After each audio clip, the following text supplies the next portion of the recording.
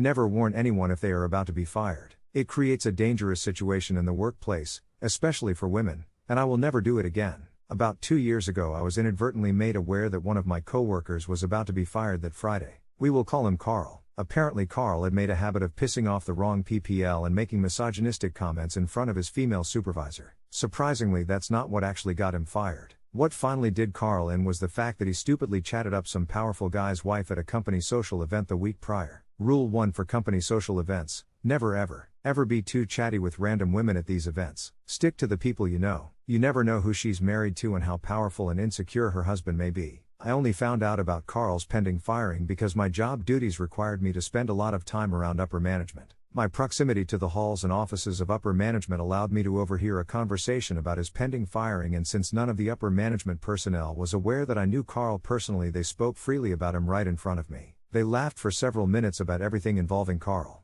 From his mediocre work ethic, the chatting up somebody's wife incident, his wardrobe, and the inappropriate misogynistic comment he was accused of making in front of his female supervisor. I basically sat there stone-faced and disinterested to hide the fact that I knew Carl personally. It must have worked because they kept going on and on about how mediocre he was. When I was finally able to sneak away, I consulted one of my buddies for advice. Told him that Carl was getting fired on Friday and asked if we should warn Carl. This was on a Monday afternoon, and we both agreed that despite Carl's many flaws, it would be the decent thing to do to warn him so he can start his job search a few days early. Huge mistake. The next day, Tuesday, arrives and we invite Carl out to lunch. After we're all done eating, we break the news to Carl. We tell him that we caught wind that he's getting fired on Friday and there's nothing he can do to reverse it. We also advised him to start his job search immediately and to call out sick on Friday so that they are forced to fire him over the phone versus humiliating him by having him escorted out by security on Friday, which is standard procedure. We also made him promise to keep a low profile the rest of the week and not make it obvious that he was aware of his fate. A promise that he only kept for the 20 minutes it took us to drive back to the office, because within minutes of arriving back at the office he stormed into his female supervisor's office and accused her of hating men,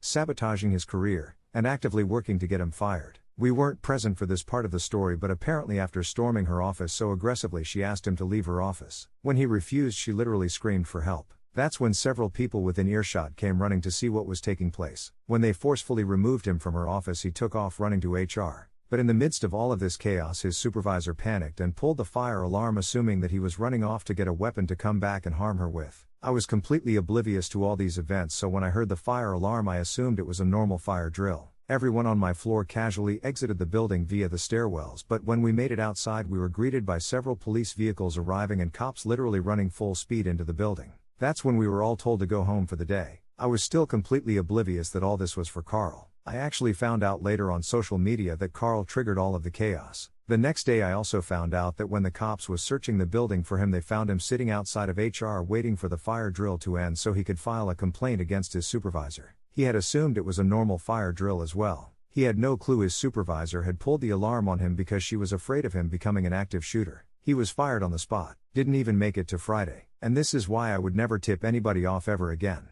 Lesson officially learned.